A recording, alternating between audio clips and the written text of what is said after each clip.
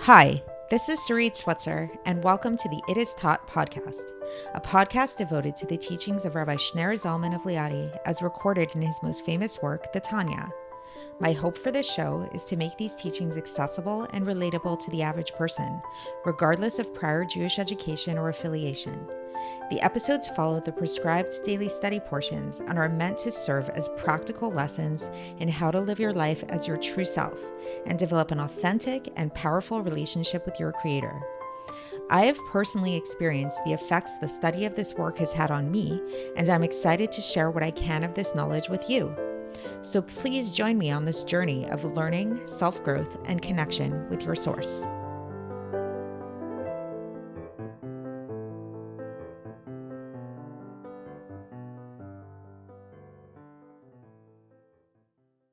Hi, and welcome to the It Is Taught podcast. This is episode 734 for the 12th of Kislev in a regular year.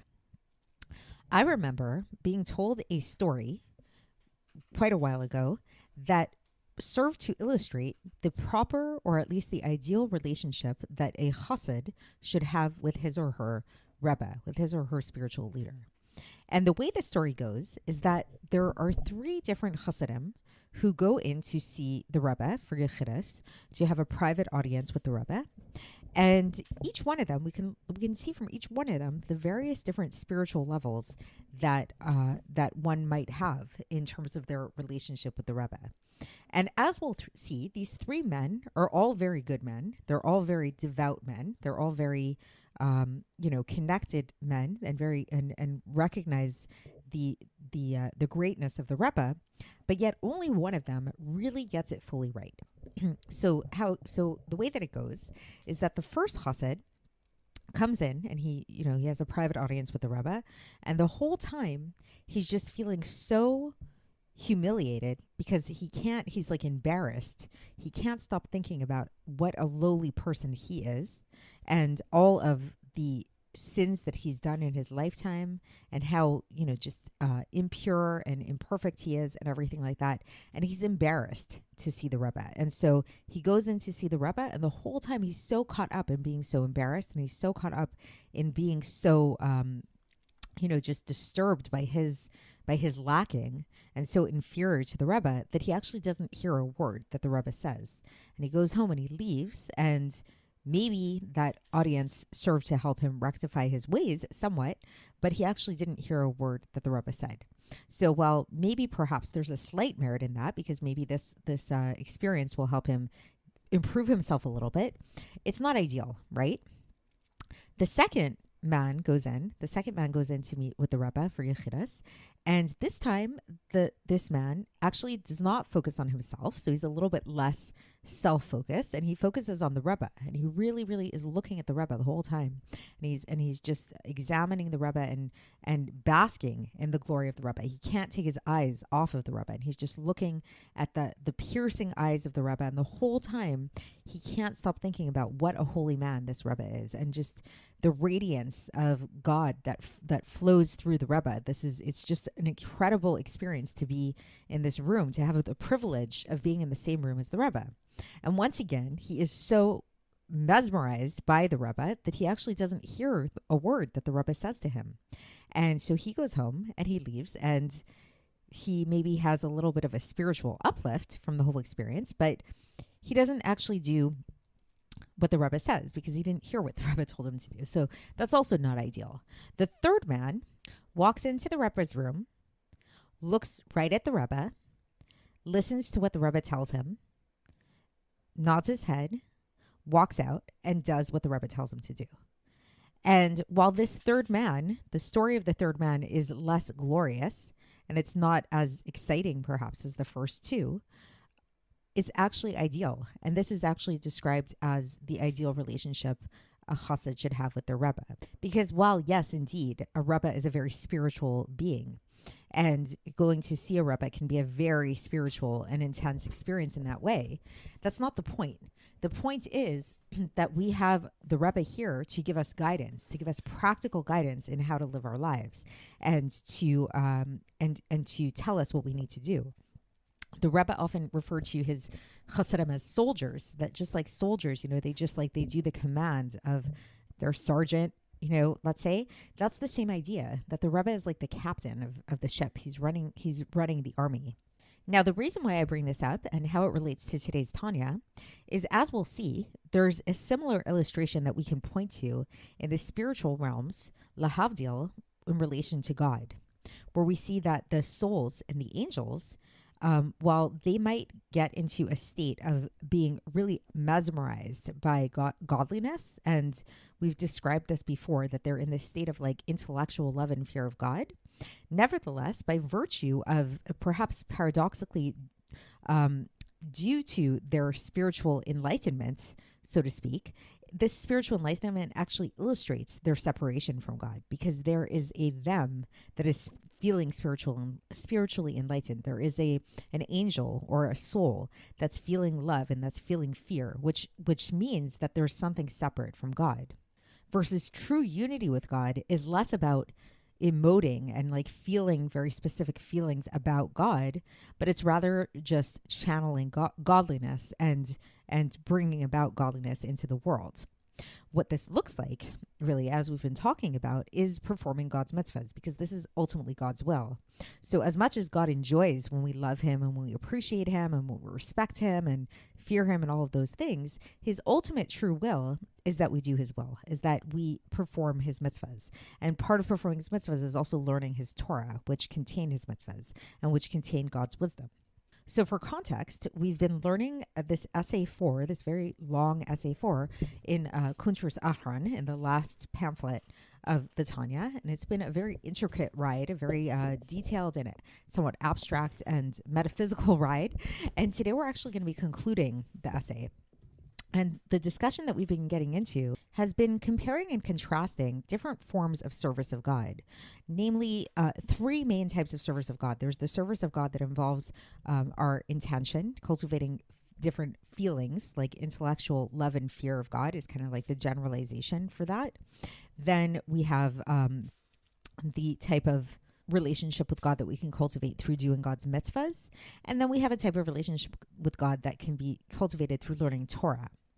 And a lot of this essay was really focusing on the value of the performance of mitzvahs and how the performance of mitzvahs are really unique in the sense that the mitzvahs come from this unadulterated place of godliness, and that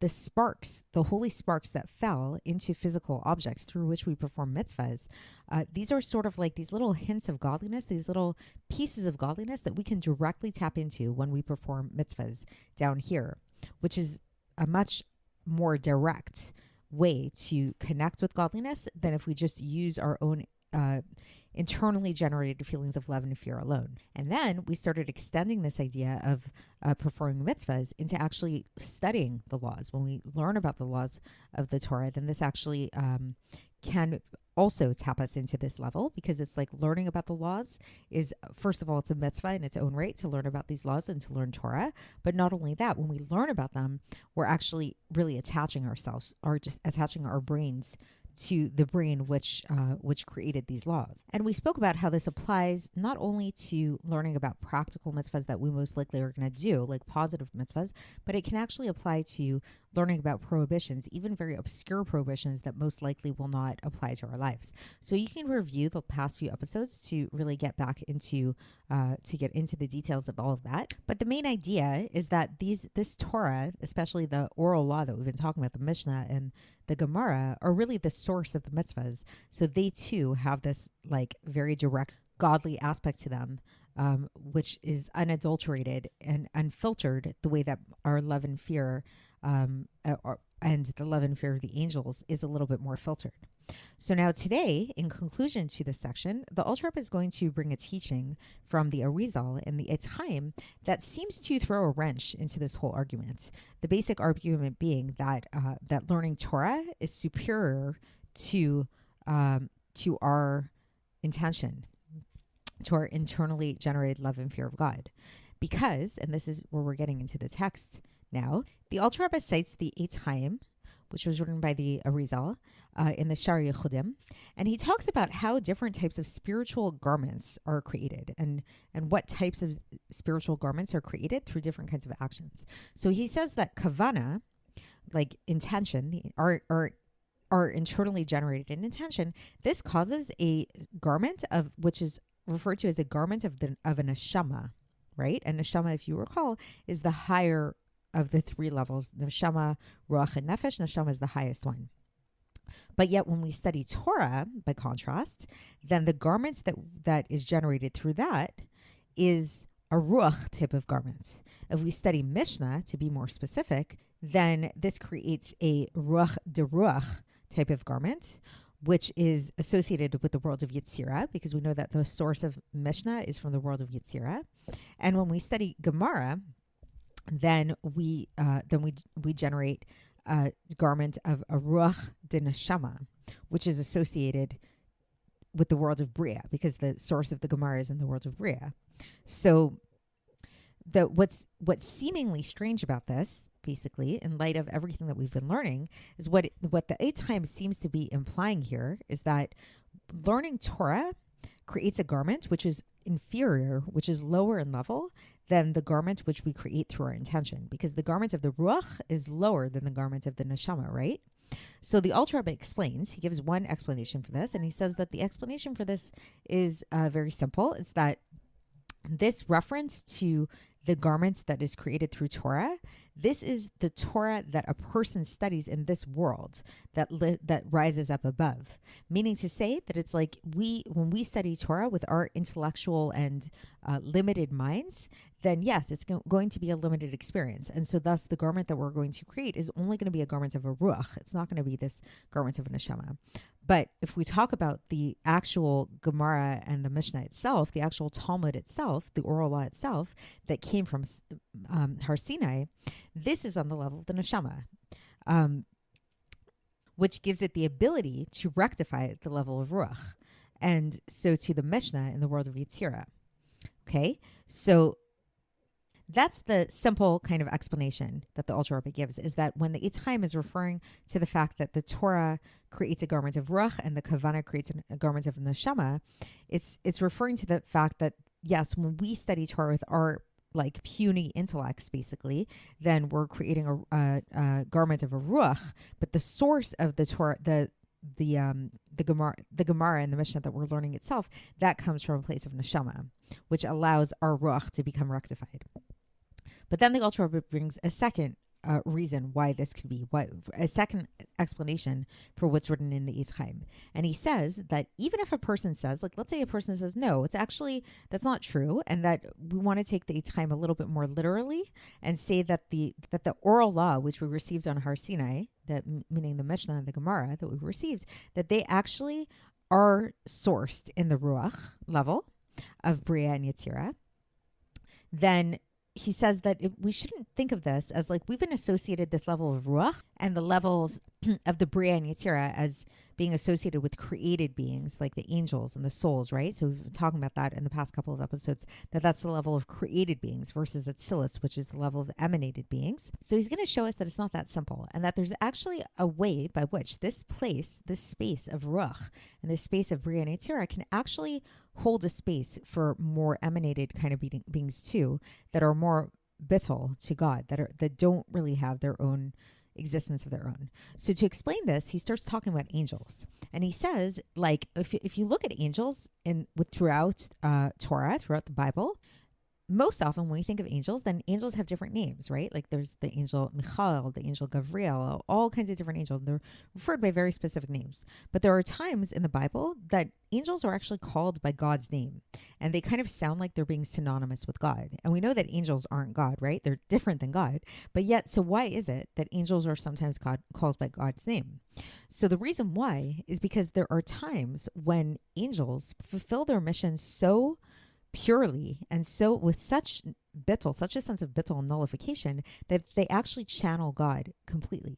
Just like Lahavdil, the example of the chassid that goes in to meet with the Rebbe, and his whole entire being is at that moment just there to perform the Rebbe's will. So he doesn't get caught up in his thoughts and his insecurities and all that kind of stuff. He just goes in, listens to what the Rebbe wants, leaves, and does that mission.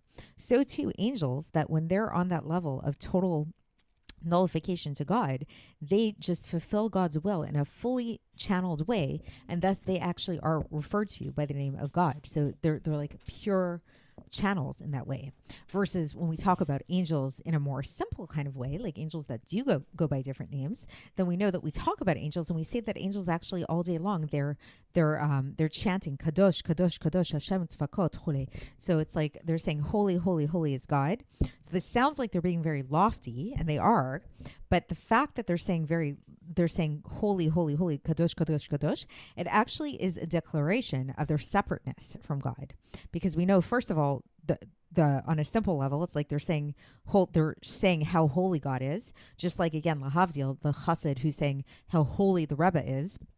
So he's showing a difference between him and the Rebbe. And also in general, this word kadosh implies separation. It implies sanctification, something that's separate, that's distinct, that's different, that's set aside for something else. So here we see basically the main idea that this level of ruach, this level of which is the abode of the angels and the abode of the souls, yes, it is a place of created beings, but yet it can also serve as a channel for this more pure kind of channel, this pure godliness that does kind of have that same feeling of the emanation, that kind of does channel this atzilus kind of thing.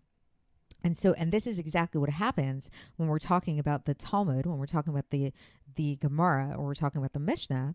Then yes, the Gemara and the Mishnah, maybe we could say that their abode is in Bria and Yetzirah, and within even the Ruach of Bria and the Ruach of Yetzirah, but in a way of being a total shliach, in a way that they're being total emissaries, meaning that they are actually the kelim of Nukva of Atzilus. They're actually the vessels of the Malchus of Atzilus. So they are Atzilus, like their being is emanation. Their being is not, Mishnah and Gemara are not created beings. They're not something distinct from God. They're emanations from God's will and wisdom, but yet they're being manifest within these worlds of Bria and Yetzirah in a ruach kind of way.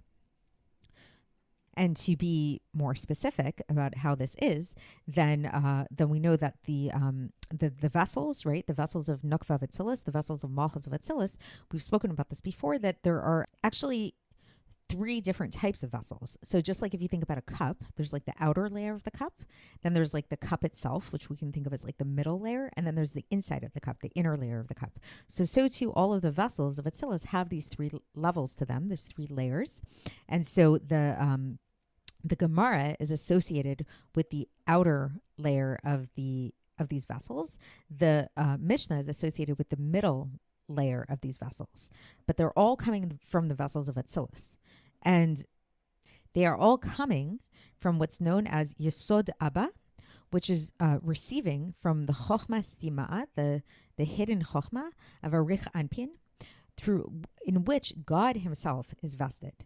So that's some Kabbalistic terminology, but the basic idea is that it's saying that that what they're channeling, what they contain within them, is God's will and wisdom itself. That's the Arich Anpin is that place that's associated with God's will, and God's will is very much one and the same with him. It's he's not separate from his will. It's not like just like one of his attributes. It's like God's will is him in a manifest way. And so thus, what this means is that we find that God himself is actually dwelling in the Ruach of the Bria Yetzirah and Asiya, in the Mikra, in the Mishnah, and the Talmud. So in Scripture, Mishnah, or Talmud, basically in the Torah, and all the aspects of the Torah, the written Torah and the oral Torah. So basically the point is that it's not so simple when we say that like the residence, the home of the Torah and of the Gemara and of the Mishnah are in this level of Ruach and the Bria and Yetzirah. This might sound like that we're kind of like diminishing it, and we're saying like, oh, they're just creations like everything else. No, they're actually very, they're found in that world and they're found on that level, but in a way that they're just, that they're like emanating, they're like representing God there, but in a very pure and emanated way. And so thus, what this means, the implication of this, the practical implication of this, is that when we study Torah, what we're doing is we're drawing down God himself into this world, so that this world will become totally nullified in God's light. And this is actually the whole entire purpose of our existence. This is a citation from Echad chapter 12, verse 13. Ki ze kol ha'adam. This is the whole man. This is all of man. And this was actually what the whole spiritual service of Rabbi Shimon Bar Yochai and all of the Tanaim and the Amoraim, when they studied the revealed aspects of Torah, what they were doing, it was a very lofty thing. They weren't just like sitting there and engaging in intellectual study just like for the fun of it. They were actually drawing down God's light down here into this world, and it caused the purification of the klipas noga, of those sparks that fell down here. And this is the effect of Torah study throughout this whole time of exile that we live in which the tree of good and evil rules over the world, where we know that this time of exile, the way that it's referred to, and we've spoken about this previously, this is a time when man rules over man, where it's like this time of strife and war. That's the nature of exile that we live in. And this is actually the whole point of the entire Hishalshus, the entire like descent of all the spiritual worlds and levels and everything like that. It's all in order for God to have a dwelling place down here in this world, in order to elevate everything here in this world, so that they will be echad be'echad. It's called to unite everything in unity, like to really manifest the true unity of reality down here. And so now to contrast this with the service of the angels, the service of the malachim. So going back to the service of the malachim, what's the service of the malachim? The service of the malachim, for the most part, and again, this is not talking about those malachim that are sent down into the world or through the worlds and have a very specific mission, and they just do it with total sense of bittul, of nullification. But for the most part, what's the service of the malachim? The service of the malachim is to be engaged in intellectually generated love and fear of God. And this intellectually generated love and fear of God, which the malachim do, and which also many souls do also, this does not draw anything down. This is a lifting upwards. This is just like a departure of the light, where the light is lifting upwards. And so this service of the angels is more in that realm of the ruach that we understood on a more simplistic level, of that level of a created being as opposed to an emanated being. And this is now why we can understand there's a teaching that is taught that whenever a person learns Torah without, even if they don't have proper intents, they create malachim, they create angels, because ex nihilo, angels are created something from nothing. Because if a person is studying Torah from more of a limited kind of space, where they're not in this like total, nullification to God at all, then it's associated with the level of ruach, because ruach is not fully nullified in that way. But yet, a redeeming factor, and this is how the Alter Rebbe concludes here, is that nevertheless, we do know that angels are often called by the name of God. And this is because God actually does dwell within them. And they have that ability to channel godliness in a complete and full way. And this will suffice for the understanding, says the Alter Rebbe, which is kind of like a little hint that I know this is cryptic, and it's purposefully cryptic, and there's a lot more here to study and to be uncovered. So that's the idea. And so just in conclusion, so this is the conclusion of Essay 4. The basic conclusion of Essay 4 is that the purpose of learning Torah is not to just learn Torah and lift high up and become more and more spiritual and spiritually enlightened and develop greater fear and love of God. Sure, those are great things, and those are good and lofty endeavors on the one hand, and we do want to kind of improve ourselves spiritually and become more spiritually refined. But the ultimate purpose of the Torah is actually to draw down godliness here into this world. Just like going back to that analogy of the Rebbe and the Chassid, when the Chassid goes in to meet with his Rebbe, yes, it's very nice if he gets like a spiritual uplift from the experience and feels inspired. But ultimately, the real purpose is to leave that meeting and do the Rebbe's will, do what he needs to do. And so this is the whole point. The whole point of our world is to make a dwelling place for God down here. And part of that involves learning Torah, because when we learn Torah, what we're doing is we're actually drawing down God's wisdom here and making it into a reality down here, most especially, but not only when we're learning about practical mitzvahs, because then we see it more overtly, but really in general, because it all is coming from that source, that place of the wisdom of God and the will of God. So when we tap into that, then we're tapping into the source of everything, and we're making it revealed down here. So that's it for today. Very exciting. We finished this essay and we're going to move on to the next essay, essay 5 of Kuntres Acharon. We're nearing the end of the Tanya, the cycle of the Tanya. Bear with it. We have a few more days left. I know these are really difficult sections, but if we get over this hump, we can begin anew, and hopefully the rest is going to be like easy breezing from there on. So stick with it and we will continue tomorrow, and I will speak to you then. Thanks for listening to the It Is Taught podcast, hosted by Sarit Switzer. This podcast is dedicated in loving memory of my maternal grandfather, Avraham Yitzchak ben Binyamin HaKohen of blessed memory. Music by Shoshana. If you enjoyed this episode and would like to support the show, please share it with others and subscribe on YouTube, Apple iTunes, Spotify, or wherever you listen to podcasts. And make sure to leave us a 5-star review. To find out more about the It Is Taught project, including more information on my soon-to-be published book, please visit our website, itistaught.com. To catch the latest from me, follow me on Facebook, Instagram, and Twitter. Looking forward to speaking with you tomorrow, and until then, have a great day.